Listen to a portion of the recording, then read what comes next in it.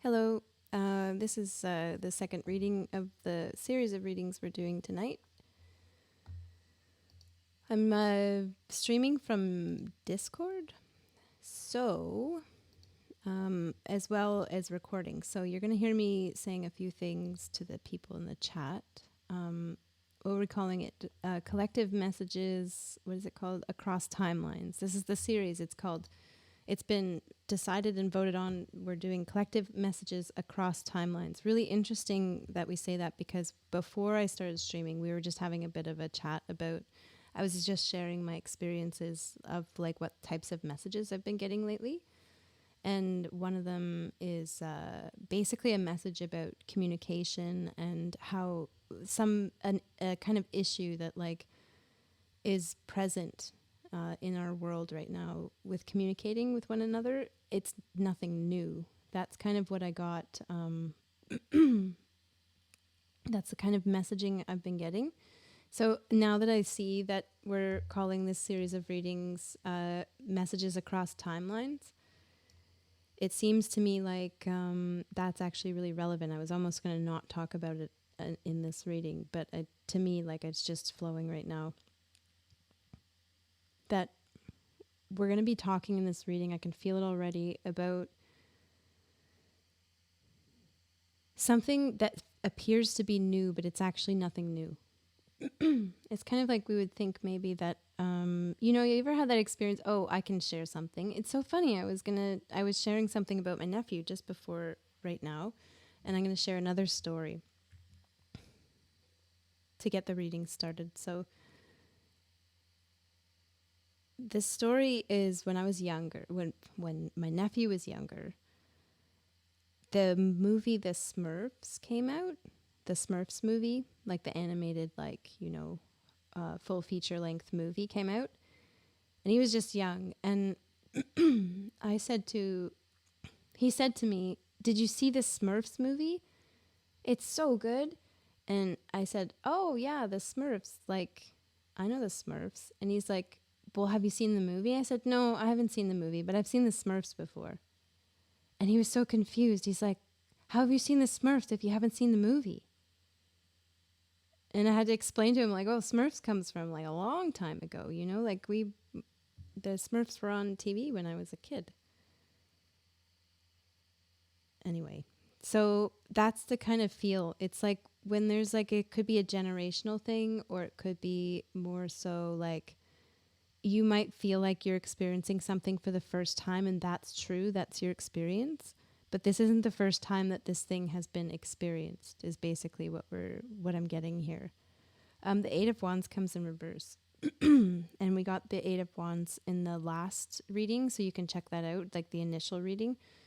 We got the Eight of Wands as a, like, throwing daggers, kind of like shooting daggers out of your eyes, kind of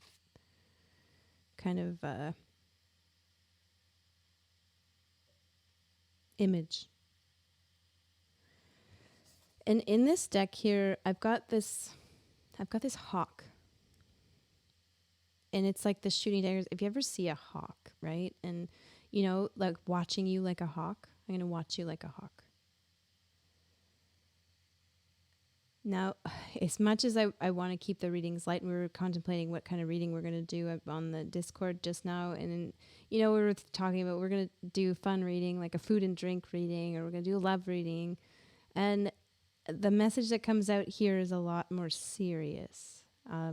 As much as like I want to do something lighthearted, I just sense when I hear the word, "I'm going to watch you like a hawk," I immediately feel standoffish about this energy coming in.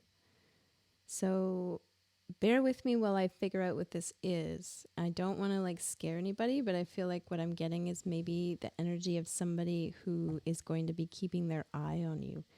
And it scares me. It scares me. So I don't know if you've got somebody right now who you feel like maybe somebody's watching you. Please don't take that as like, I'm telling you most definitely there's somebody who's watching you. It's more like there might be the energy of somebody who intends to keep their eye on what you're up to. And this could be anything from like a boss, it's almost like a micromanaging boss, or it would be like a parent or something like that. Although, tarot readings are supposed to be for people who are 18 and over. So if you're younger than that, I'm trusting that you're going to get your parents' permission to watch this reading.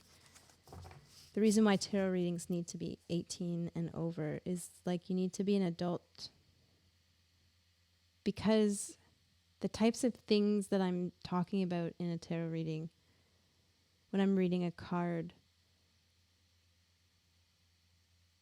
I'm telling you the energy that I'm reading. And you need to be an adult about this reading in the sense where you understand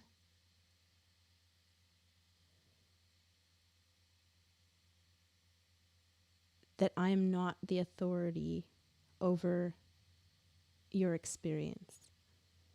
And that's kind of, it's tricky, because tarot readings are being used this way.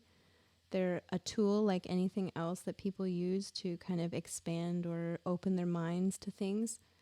We use images, we use meanings in numbers and cards and things like that. And we can be prone to kind of letting ourselves go and truly believing what a tarot reader says. And like, there's nothing wrong with that, especially if the message resonates. And like, sometimes it resonates so clearly. Like, I'm telling you, like, well, sometimes I give readings and I get names and I get, like the exact scenario, like completely 100%. It's exactly the same. Like, I totally read the energy that totally resonates. But there's a difference between me telling you something in a tarot reading and you believing that that's your reality, and me telling you something that I see in a tarot reading and you resonating with that. They're two different things. And I'm explaining that right now. Almost it feels like it's excessive for like, make sure you're responsible with your tarot readings, everyone.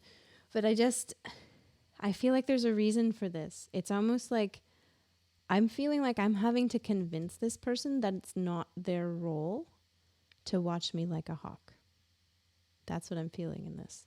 And it's a very serious energy. Oh, in the chat, I always feel like somebody's watching me. Please enjoy tarot responsibly. Exactly. It's like anything, right? Like, you have to, like, at no point should a tarot reader or any kind of form of anything ever try to convince you that you are not the authority over your own experience.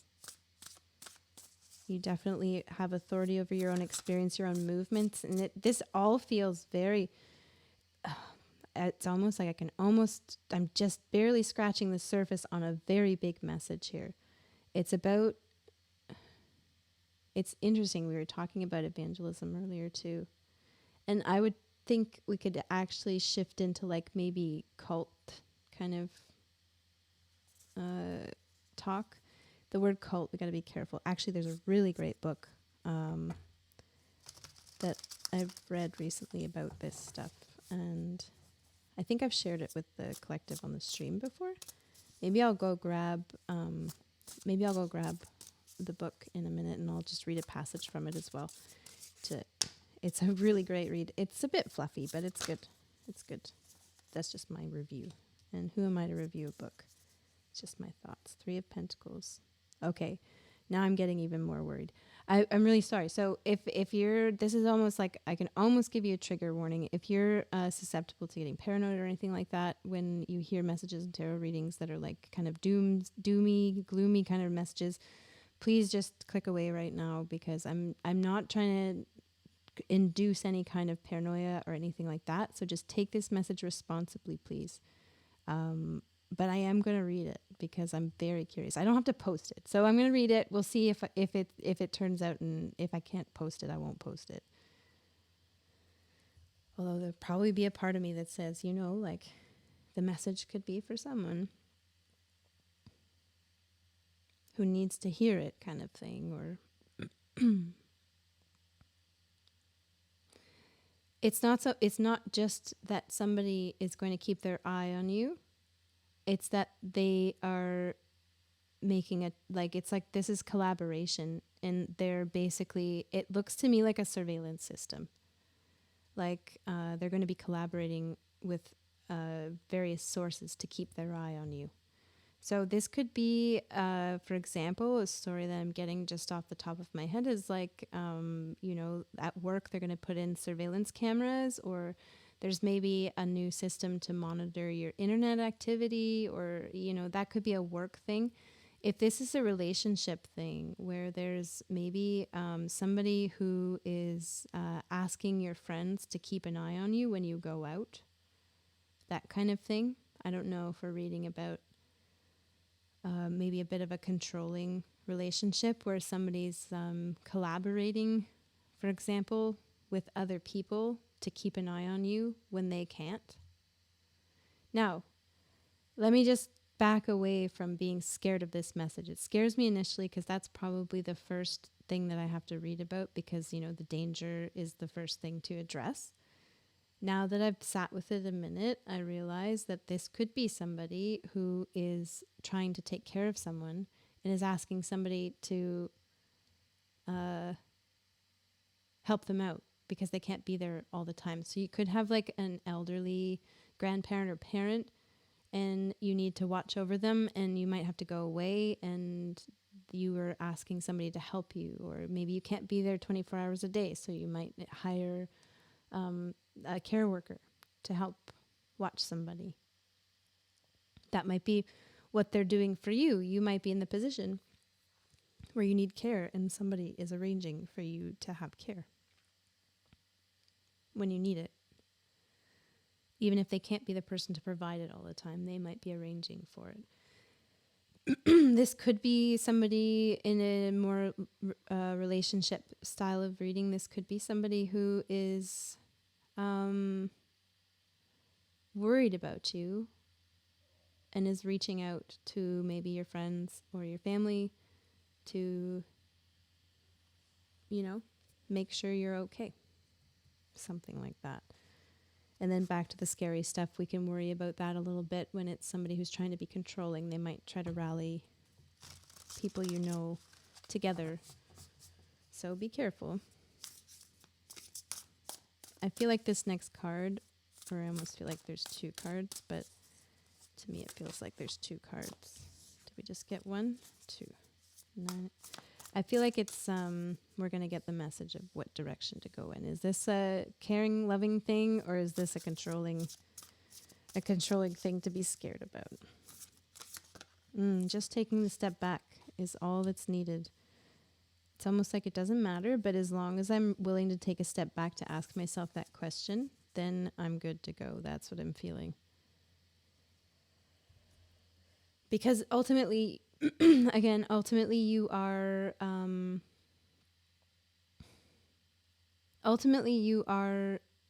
kind of responsible, or at least like you have the right to be responsible for your own experience. So if you can take a step back from whatever this is, whatever monitoring energy is here, and you can evaluate, is this something that can harm me? And if it can, in what way? Or is this something that's like somebody's just trying to protect me? And should I allow that? And should I be open to that? If you can take a step back and ask yourself those questions, I trust that you know the answer to that question for yourself. It's almost like we got that reading. The previous reading is about, it's about somebody saying something and you being told, or like, it's like you tell somebody something, but they've been told this thing by many other people. You just didn't know that.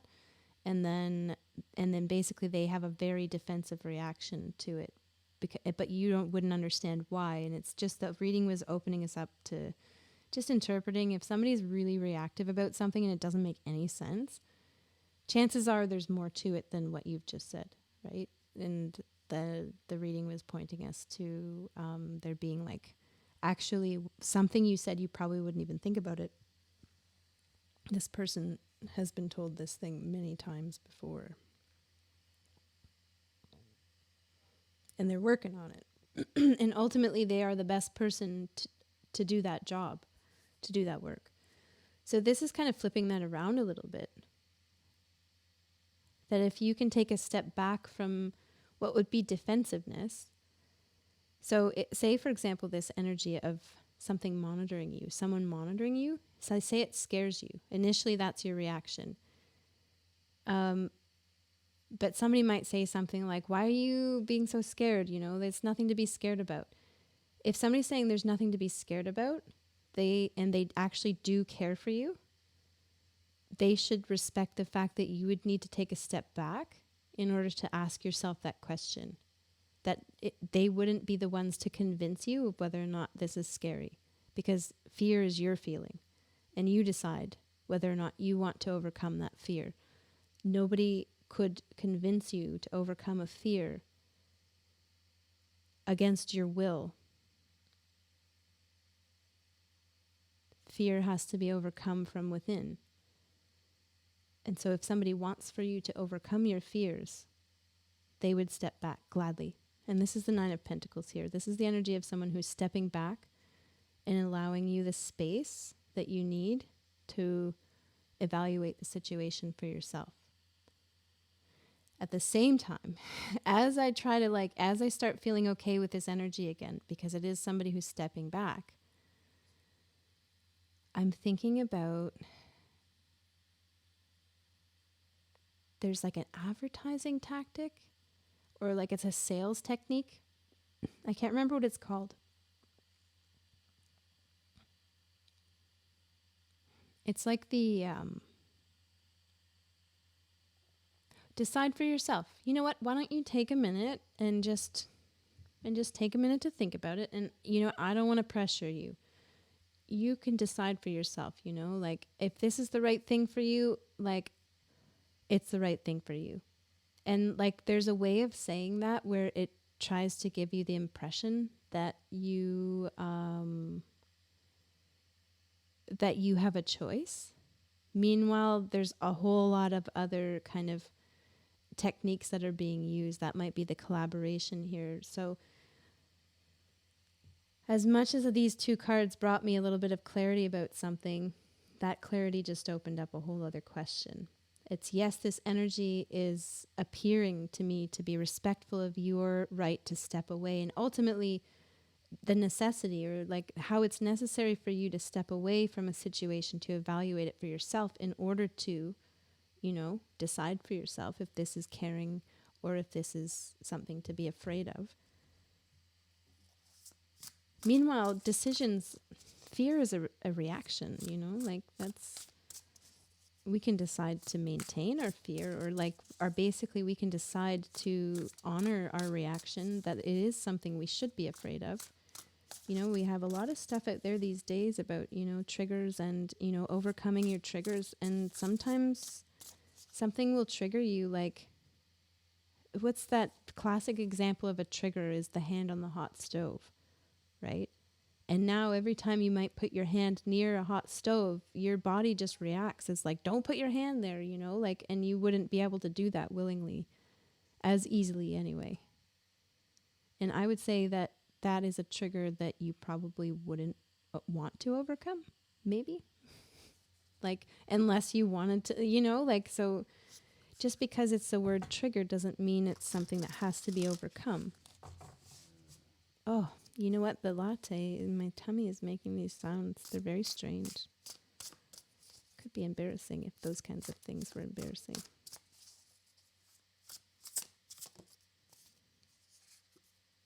Eight of Pentacles.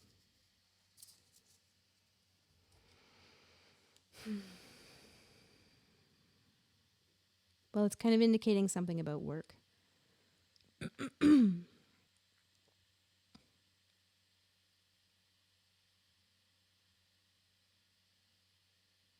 The bee is making the honey. And there's somebody, it's almost like the energy of a worker. And there's somebody watching you to make sure that you're doing the work. But it's like they give you the freedom. But there's just this constant kind of hovering energy. It's interesting. If I think about a beekeeper who watches over the bees, what the beekeeper does to watch over the bees is make sure the bees have everything they need. And that just encourages the bees to do the thing that they need to do to make the honey, because that's what bees do. Whereas this energy here appears to be kind of like giving a pitch, sales pitch of, I'm going to be watching over you, but take your time to decide whether or not you want that. But it's what stands between you and a job. If you want this job, you're going to have to be surveilled like this. If you want to do this work, you're going to have to accept that it involves, and then there's this like barrier, these conditions. So I don't know if you want to work on, and what would somebody be working on, I wonder. You know what? I've got to kind of make a judgment call because it's been long enough and I've been sitting on the fence. I'm not sure I like this energy. That any energy that like puts a condition like this, that is a barrier between you and what you do.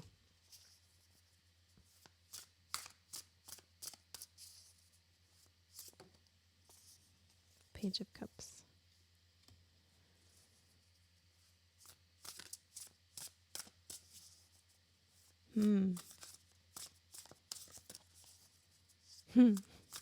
Curious.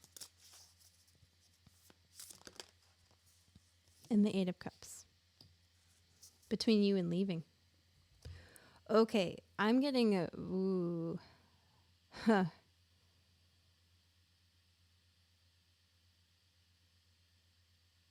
I am getting a bit of a... So the resonance here might be a memory from the past, specifically because I'm getting Eight of Cups. And basically cups to me after Five of Cups seems to me like it can't help but involve the past. Because as soon as we start going after what we want, after a period of loss, this Five of Cups is a period of loss. And then it's kind of like we the next card is the Six of Cups. Like when we're trying to figure out how to get the things back that we lost. Or that may be the first place where we go is how can I get those things back? And, you know, Eight of Cups might be willing to wander off to something new, but it's built on the foundation of how do I get what I lost back? It's like feelings, memories. Cups are emotions, and emotions are basically what help us to form memories.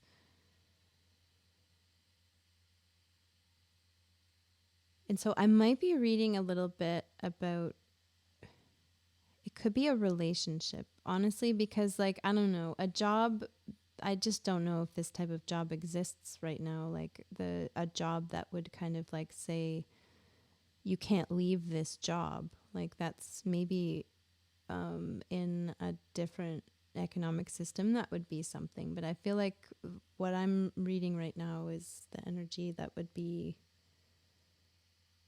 like somebody would be able to leave a job if they really wanted to, you know, they just walk away. They could quit. Although, you know, the pressure is real to keep a job if there's no other jobs available. But I'm just sensing, because there's so much emotion tied to it, I would say that it's probably a lot more of a relationship. Because I feel like being emotionally attached to a job that you don't want to be at anymore, it doesn't make much sense. I would say that what's happening here is that there's somebody who wanted to, in the past, leave a relationship. However, there was a barrier to leaving a relationship. The barrier being, it's like, it's frustrating. It's a contradiction. I started this whole thing talking about this contradiction before we started recording this. And the contradiction is...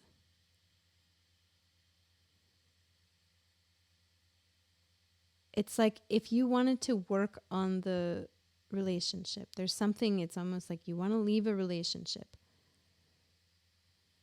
But this person holds like the work on the relationship hostage.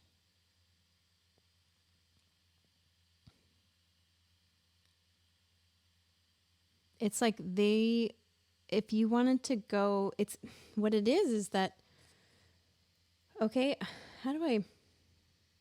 what it is that the work, I want to just take you away from this situation for a minute. The work that you do in a relationship to heal a relationship is not work that belongs to the relationship. The work always belongs to you, and you can do that work whether you're in the relationship or you're not. However, this is somebody who feels like they can't leave a relationship because the work that they need to do exists in this relationship. And so it's almost like they've been convinced through heavy surveillance or almost maybe like, this is like triangulation, maybe, that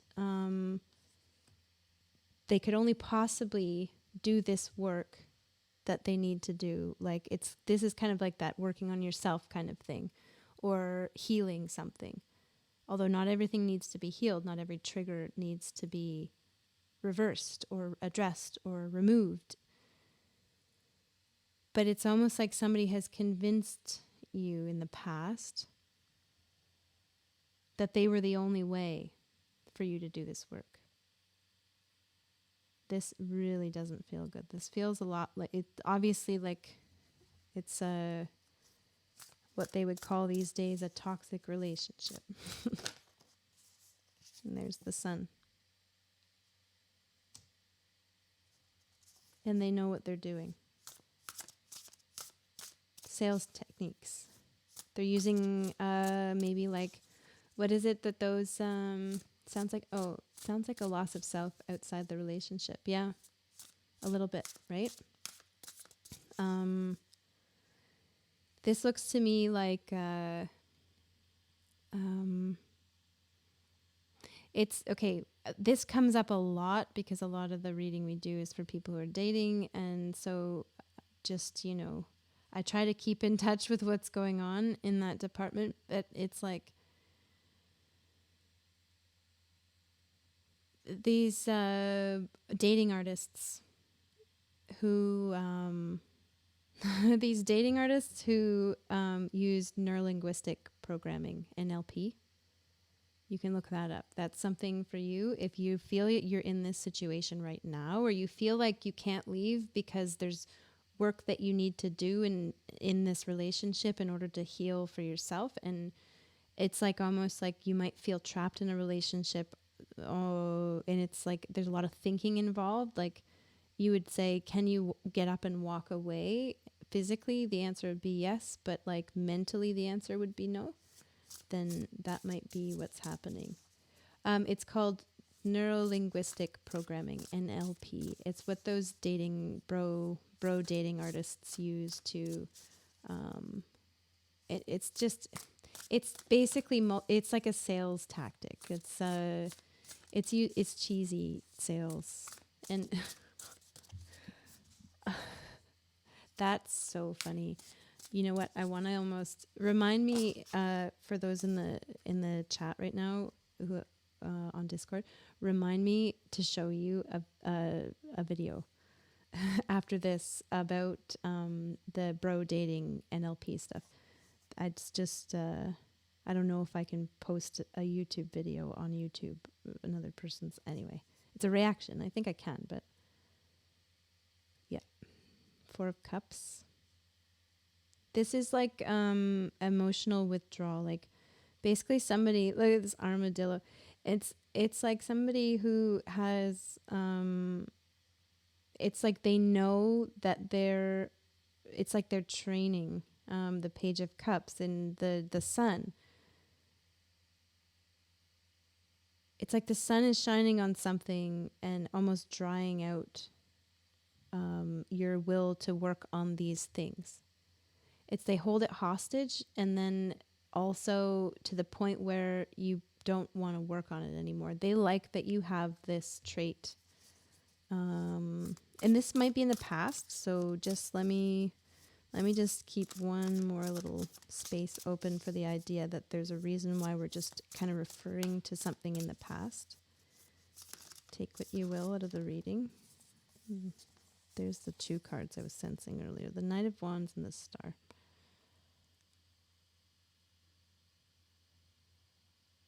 Yeah. Okay. That's it. And I was sensing too that I was kind of getting too far into the story. This feels a lot like a past situation to me. This feels like something from the past that you may have gone through and you might have kind of already, you can just recognize it. Yeah, I was in a situation like that before, but things are way different now. Long since left that relationship.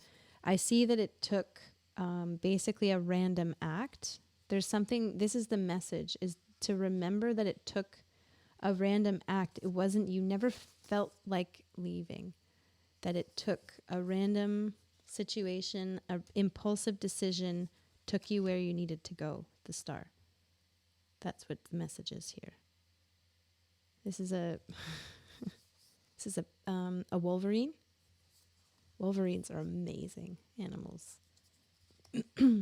They're so rare and they're very hard to spot in the wild. But every once in a while.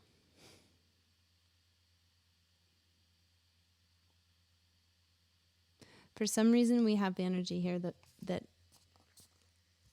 it's to remember. Remember, Simba, remember.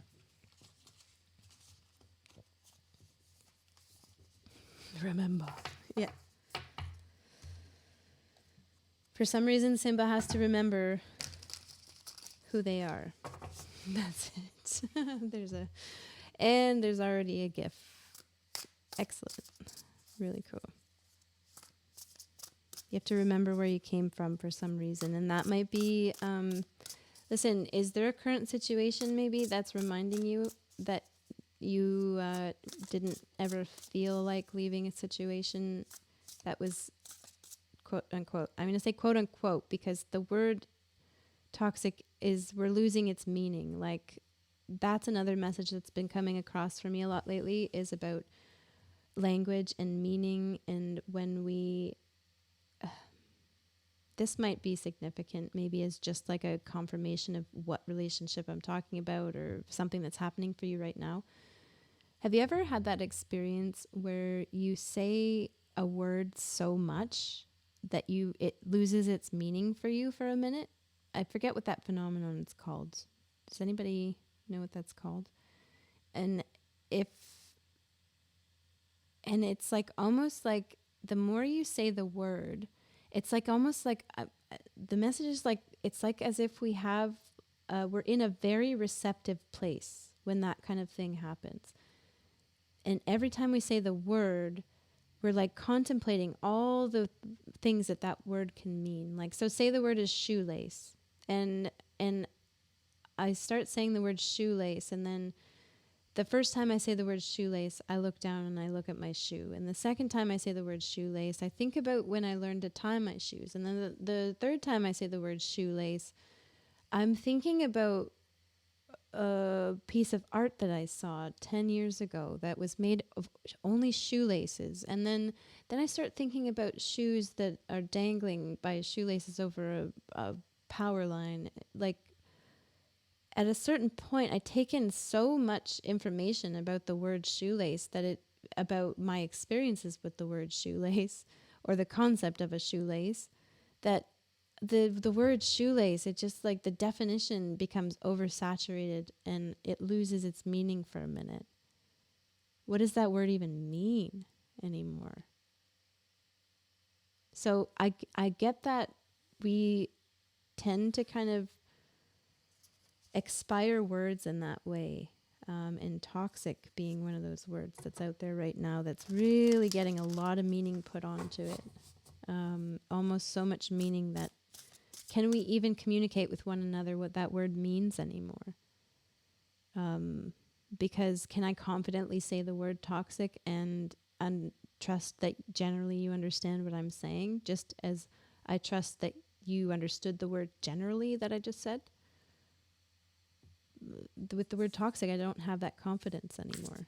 It feels to me like there's a lot of things that have been attached to it that I don't know if I agree with or disagree with, and I don't know what someone is taking generally out of that word.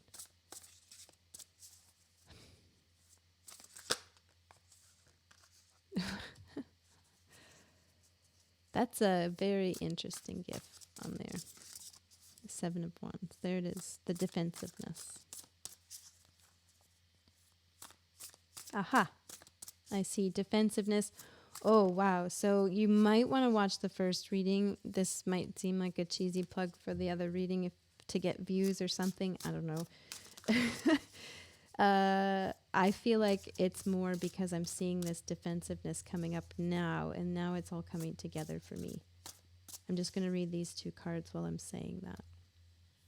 What I'm getting is the first reading was about somebody who is being defensive. And when you see someone who's being defensive, there's a little bit of a cue that it feels odd to you that they're being so defensive when you just kind of said something that seems maybe a little bit insignificant. Chances are it's because they've heard that thing a bunch of other times from other people, and it's kind of like they're working on it, and hearing it over and over and over again just kind of slows them down. And so they're fed up with hearing it. And so the direction in that first reading, or like the direction or the advice, or, like where it went, was a place where like we can kind of remember that. We're being asked to remember that, they're the best person for the job anyway. So even if they're being defensive, try to just kind of like take it in stride, take a step back, and actually your strength to take a step back in that situation, it motivates the other person to continue doing what they were already doing anyway. And as Zao was saying earlier, like when somebody tells you what to do right before you were about to do it anyway, that's kind of frustrating. But then we get in this reading something about a memory from the past of maybe somebody who was also being a bit defensive, or a situation right now where someone is being defensive, and it might trigger a memory of a past relationship. Is this maybe how it started before, I wonder? Because 8 of Pentacles is the work. It's somebody saying that they're going to do the work.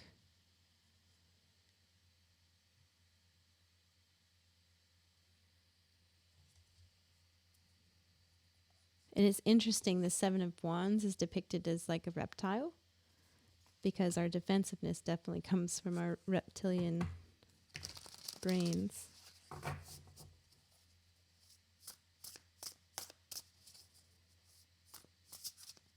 I like saying brains like plural too.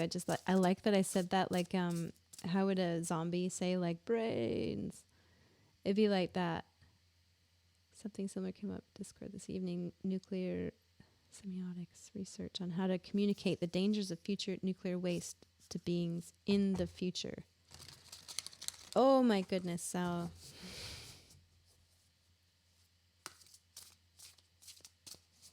Brains.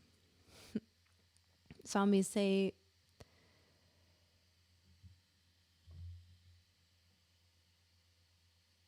oh, I see. I'm just reading Jersey's thing. Sorry, everybody else who's watching this after the fact. I'm just catching up and reading some of the chat there. Brains from the zombies. That's what I was saying. When it's like we can almost see ourselves as having multiple brains. Like there's a certain brain within our head that is only concerned with reacting to stimulus, and then beyond that there's different kinds of thinking, executive functioning, whatever, brain science, brains science. They've done the work, they want to do the work, they're going to do the work. I'm doing it, I'm on it. Okay, so it feels to me like somebody who they know, they've been told that they're this way, they've been told that they're controlling, they've been told that they're kind of like they're manipulative, for example. That's what the sales techniques, that's basically what those bro dating kind of advice artists are kind of pushing, is like these manipulation tactics that actually hack your reptilian brain. So that's alarming, right? And it's like, I know I'm going to try, I'm working on it. I'm working on my defensiveness. I'm working on it, okay? So just bear with me here. And 5 of Pentacles is like, I'm not seeing the evidence of that. And I don't know if we're in this current situation yet, but I'm sensing that this is the key of it. Is this Five of Pentacles? It's like what holds everything in common. Because it's like there's a certain phrase, there's a certain something. I was talking earlier about stop phrases that people use to prevent you from thinking about something further. And I'm working on it is one of those phrases.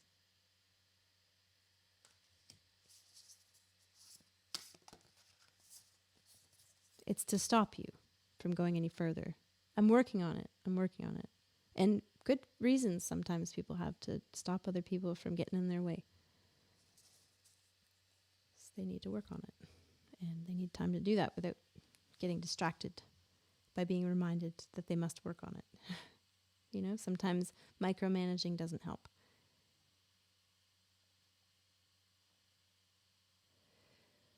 What I see is maybe the idea that you aren't seeing evidence or enough evidence of something. And it's not so much that this person isn't working on it. They are.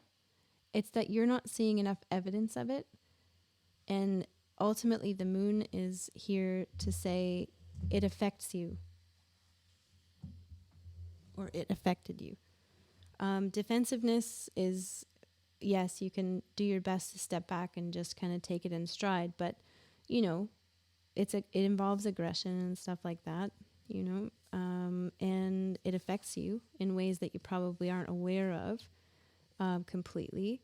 That's kind of the way it works with us. And when we kind of encounter aggression on repeat over and over and over again, if we're trying our best to be aware that, you know, like we shouldn't let it affect us, that doesn't mean it doesn't. It just goes into the darker places, right? Went from two extremes, extreme micromanaging to zero managing, but expecting all the micromanaging stuff to still happen, right? Yeah. I've offered to do couples therapy a few times, but it was always a no, or I don't need it, or we don't need it, but maybe they already had planned on leaving by that point. Right. Yeah. Sorry for reading that out loud for the YouTube reading. I'm just kind of, I should read them first. And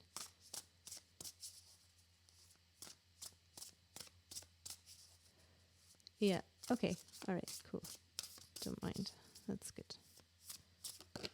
I'm still going to check next time because that was sudden.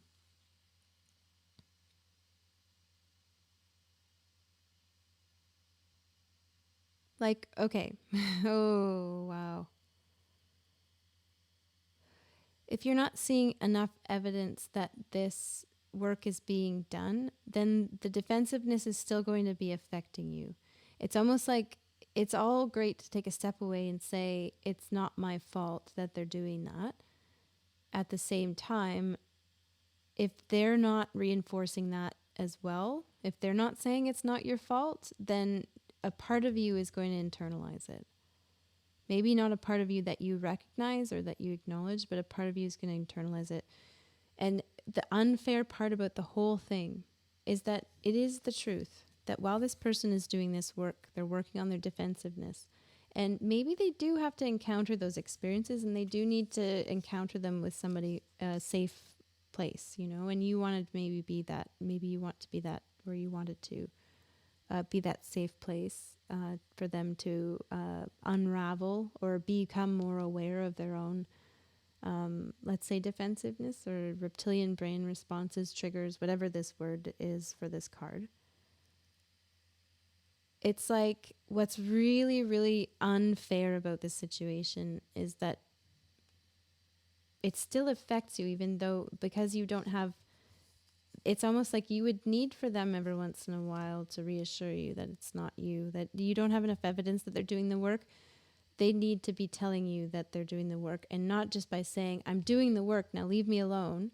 More like the work, part of the work, if you're doing it with another person, is that they're going to be defensive. Okay, they're going to make a mistake, and then they're going to like address that they made that mistake. It's kind of like That's what's involved here. It's like the sorries and stuff like that. I'm sorry I was that way, or I I realize what I just said there might have affected you. Are you okay? That kind of thing, right? And the really weird thing about it is that they are doing the work when this is going down, but if they're not giving you enough evidence, it's like almost like it can be part of the work for them to give you the evidence, but it doesn't have to be.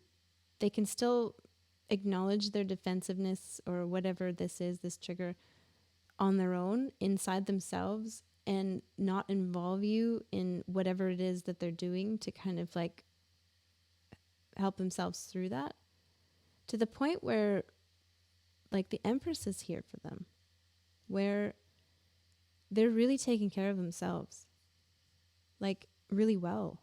And it could be that it puts them in a really wonderful energy to take care of themselves like that.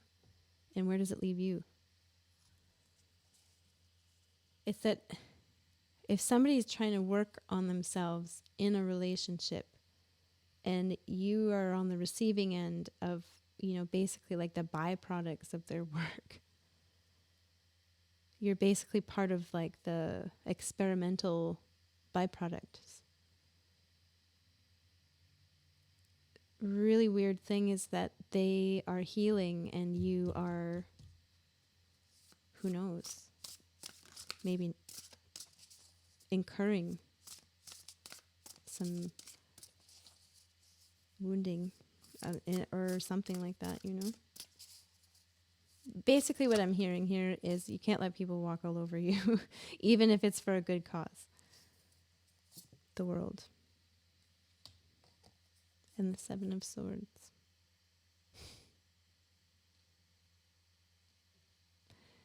What I see here is that this is facilitated in the past by, and I don't know, I know why we're here. We're reading about this because you're being asked to remember this from a previous relationship, because I feel like there's probably some indication, some phrase like, I'm working on it. Now leave me alone. That's probably out there, or there could be some other phrase like a triggering phrase that triggers a memory. And you might have that trigger. And here's where we get to appreciate our triggers, because if we've been through something like this, then when we encounter it again in the future, instant recognition. Ah, I've been here before. I know what this is. Now, it's not always, sometimes we're very fast to judge. Sometimes it's a very, reptilian response. And sometimes those wires can get crossed. But sometimes what it does is it helps us recognize it in the future so that we don't make the same mistakes as we once did. Yeah, right? Seems codependent. Exactly, Jersey. And basically what's happening here is that this person, like, tell me how frustrating this is. Like, I'm just seeing this unfolding and I'm like, I see, I understand. Almost because work I do goes through certain steps for me. Sometimes it seems like work isn't being done because that set of steps hasn't been done in a way that would show to others. Right. In a way that would show to others. Right. And so it is kind of important, I guess, we're getting the message here in some ways to kind of like,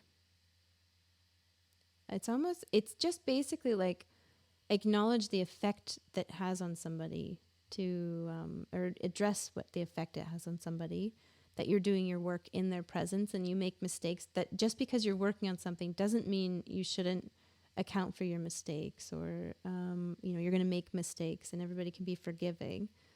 It's more recognize that there's a potential or something for some. What it's going to be like is if you were in the past and you were doing this, kind of taking it in stride, but not seeing enough evidence that they're actually doing the work,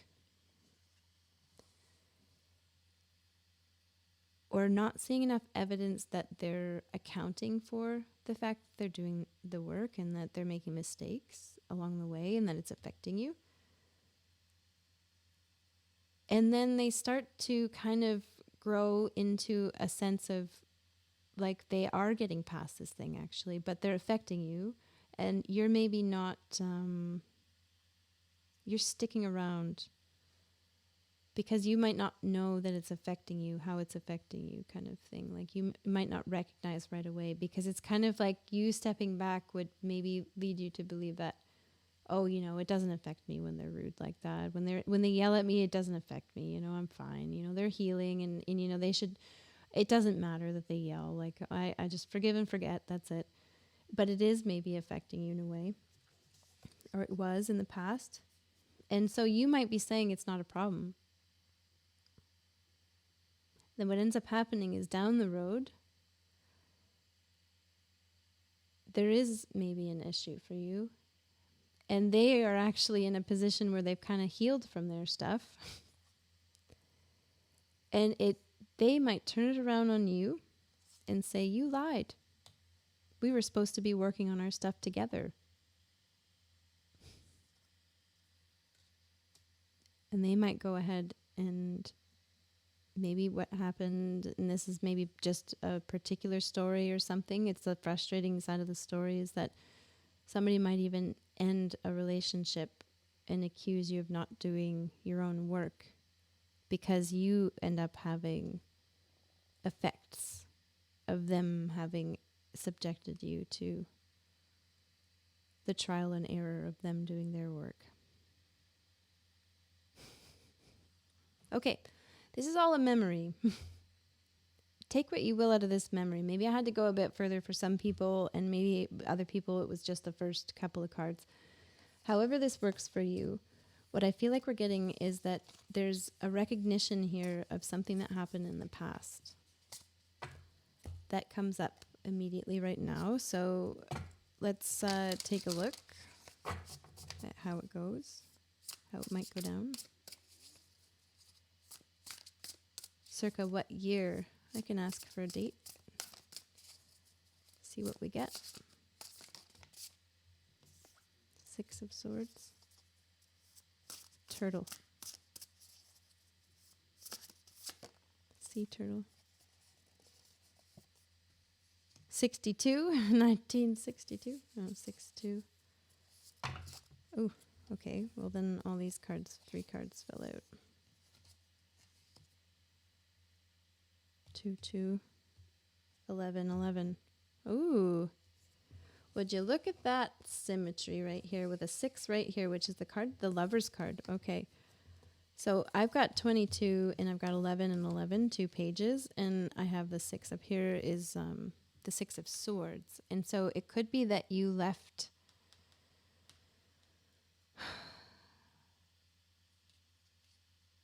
it's like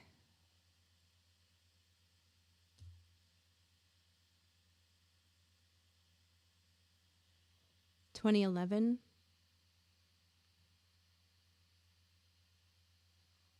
It's funny, it's like 2011, 2011.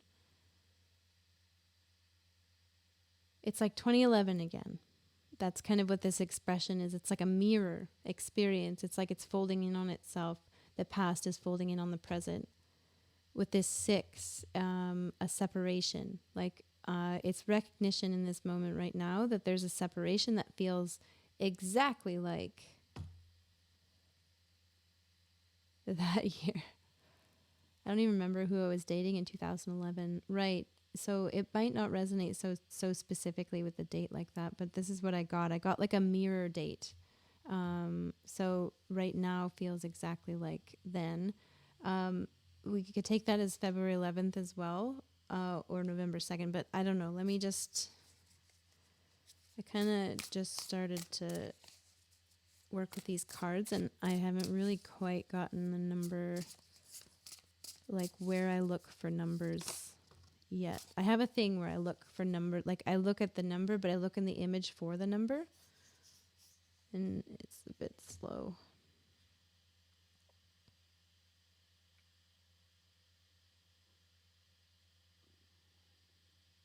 Is this the same person? Oh, Jersey. Is this the same person? Is this one person? Ace of Cups. Is this the one love? This is one person. Seven of Wands. One defensive person. Oh, hi, Nat. You're in middle school in 2011. Bad separation anxiety with poutine and maple dips. Oh, right. I've had one maple dip donut since 2020.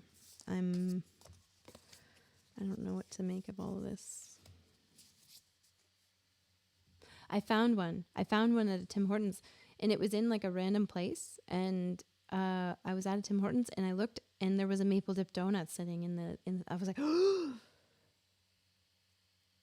didn't I tell you what happened to it? So I got it, but I actually didn't want a donut, so I didn't eat it. And you have to remember about donuts. It's a Canadian thing, I guess, or maybe it's an American thing too. But you've got to put the donut. You've got to put something on top of the stuff on top of the donut. You know, there's the stuff on top of the donut is soft when the donut is fresh, and it hardens as the donut becomes less fresh. And I let the donut become less fresh in the bag, and the bag was on the maple soft stuff, and it glued to the bag. Like I could not get the bag off of the maple stuff. And so it ruined. It was basically all I got was the flavor of the maple stuff on the donut a little bit. The glaze, yeah. It's like the dip part that they dip it in. Ugh. It was so disappointing. It was like my only maple dip. Anyway, I'm going on about this because there's a chat here and there's maybe people watching on YouTube, and here I am going on about maple dip donuts.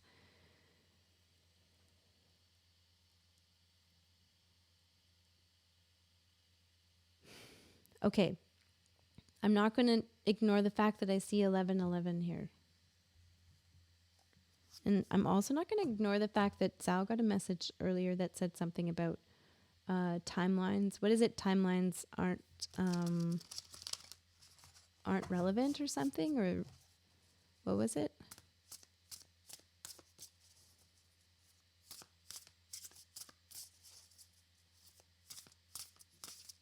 Somebody you saw as your counterpart. So that's to make it more specific. And I see a relationship here. So if it's not for you, like sometimes we'll get like maybe just a bit of resonance in learning from someone else's story.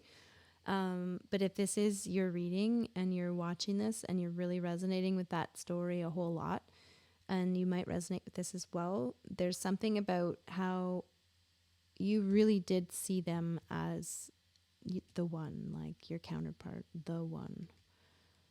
And the message was timelines doesn't exist for us or something. We don't exist in timelines, something like that. And then moving forward, it's like when you see their defensiveness again, this is the fundamental flaw with our, basically our trigger systems are amazing at reminding us things. Pay attention to what the trigger is, because of course the feeling that we've met the one is a lovely feeling. And I see in the future that you're going to reconnect with this person and they're going to be defensive like they used to be. And that's going to trigger, oddly enough, the feeling like you've met the one, the 11. I'm just taking it out of the numbers 11. Now I'll read the cards for the meaning in the cards as well. But it's basically this, the backwards way that our trigger system works is that it triggers all the things. And so if you had a mixed feeling, if there was a feeling of like, this is the one and this is very, very bad for me and I've got to go, or maybe this person left you because like they were saying that you were all like you were all kind of, I don't know, like if they weren't taking responsibility for the stuff they were doing, while they were learning, then they wouldn't know later to take responsibility or to acknowledge take accountability for their part that they played in, like, maybe hurting you in a way where you would have to, like, spend some time working on it yourself. And then anyway, there's this whole thing here. Page of Swords is a witness. Page of Pentacles is someone who is offering to something. So this is two very different actions. So in the past, I see you basically seeing this person as the one, and your response to that is to offer them your time, your energy, that kind of thing, your interest. And it's basically like, you wanted to see them physically. This time it might trigger that same 11 style feeling, this is the one, simply because their defensiveness is, like, connected with this is the one. But it also, there's something about you. I see that you've learned something to shift the energy from offering your time because you feel like it's the one to, because you feel like it's the one, to watch. And isn't it interesting that what started off as surveillance on their part ends up becoming your witness. It's like you're going to be more watchful now with this person, because not because they're still defensive, whatever, it's more, wait a minute, that feeling that this is the one, I can't just throw all my chips in because I feel like this is the one. What I can do is I can keep my eye out. I can keep my eye on that. And it's so weird to see the whole thing come full circle like this, where now you're going to be the watchful one. This feels to me like a cycle that's repeating itself. And it's almost like two people that are passing off onto one another. It's like a game of hot potato. 8 of Wands. Look who's the watchful one now. Now, let's say that this isn't the exact same person. This is just somebody who triggers that feeling. So somebody new comes in and they're also defensive. And that triggers a feeling of this, but it triggers a feeling. Their defensiveness maybe triggers a feeling of this is the one, weirdly enough, because you learned that defensiveness is connected to the one from the past, or that feeling of this is the one. And now you might turn into somebody who is a little bit more, I'm going to keep my eye on you.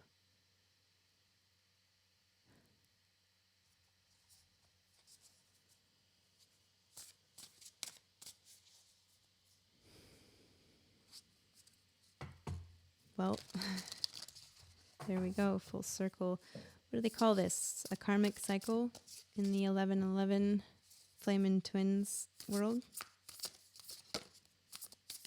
This might be a karmic cycle.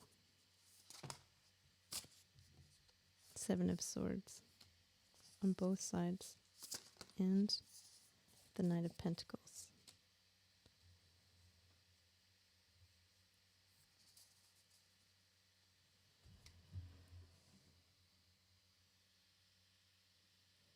I don't know. I don't need to say the rest of the reading exactly, because everybody's going to have their own situation to take out of this. But what I will do is I'll just say what I'm seeing in this Knight of Pentacles. This Knight of Pentacles is actually looking at me.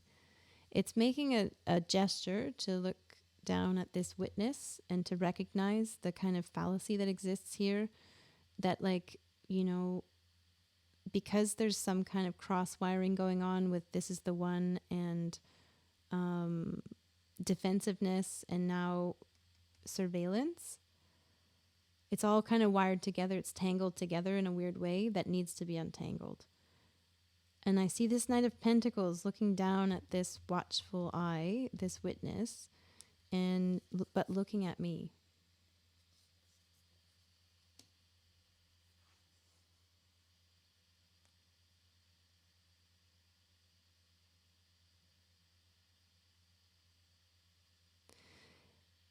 At this point, you would know what hurt you.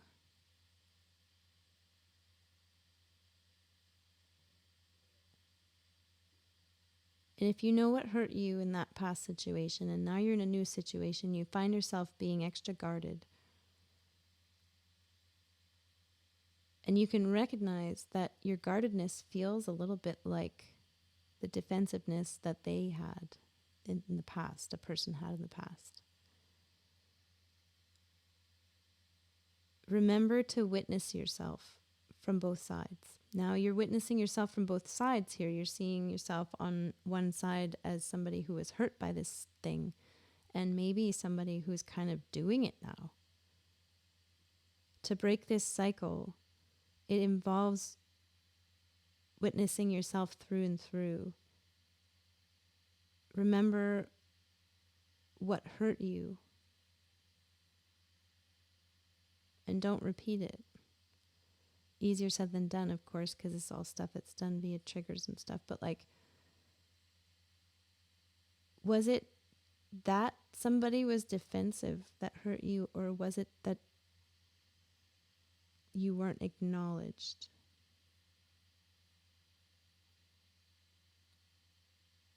And if it was that you weren't acknowledged, then maybe one of the things to do is to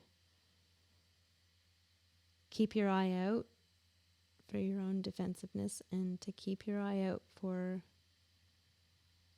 how it affects other people. It sucks to go forward with this kind of it's a karmic kind of wounding that happens, and people pass it on to one another.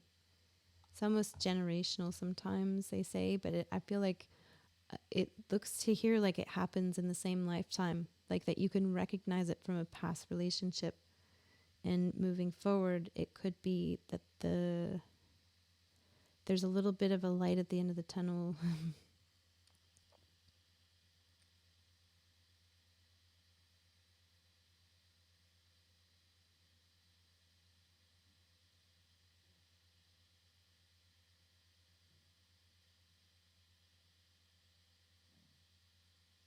There's a way through it, kind of.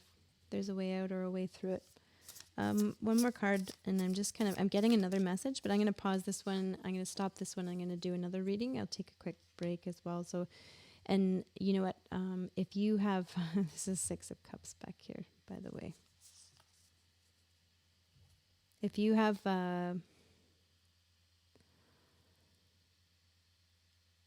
an interest in knowing how this story develops or where this goes, we might get something more. I feel like there's more of a message. So just go to the third reading. This will be the second one, and then we'll go to the third one. I think I can do one more reading before I get out of here for the night. This is a very interesting reading. Six of Cups here is telling me that in the past, they have memories too. Now,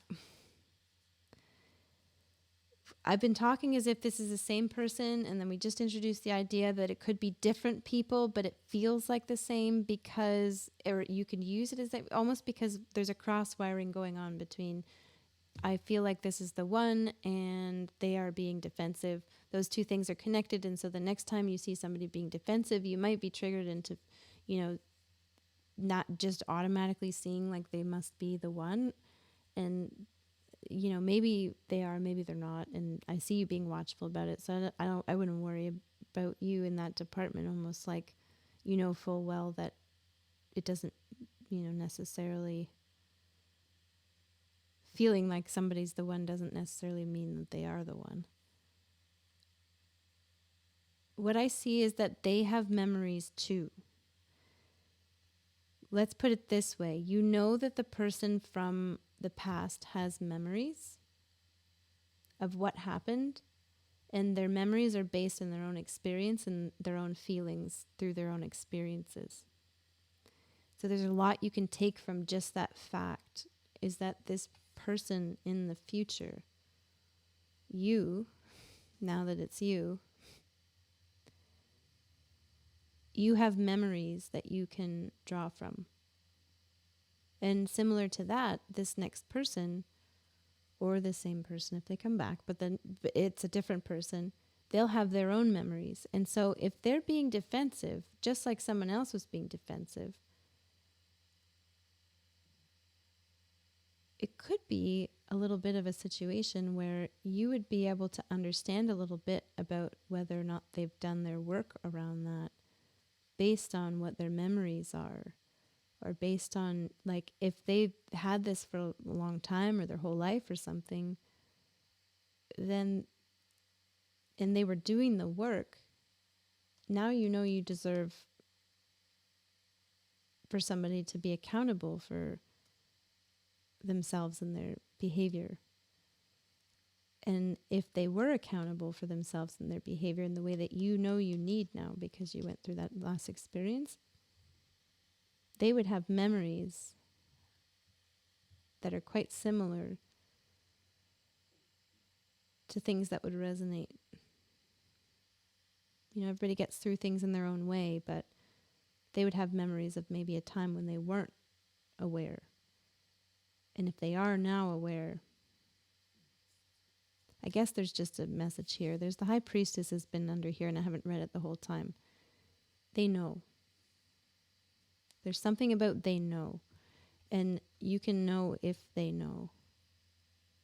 You can know if they've done the work just based on how they talk about their own defensiveness. If there's anything to gain out of it. I'm going to end it there. Come on by for reading number 3 if you want to see where this goes. Thanks so much for watching and hanging out. Come see us on Twitch for live streaming. I'm going to try to live stream on YouTube as well. We'll see how that goes. And if you have any spare to toss into the hat, there's going to be a link in the description for a PayPal. You can donate to the channel, and it helps us out a lot. Helps us do fun things like art projects that last like 4 or 5 days. All right. I'm going to take off. Take care. And thanks so much again.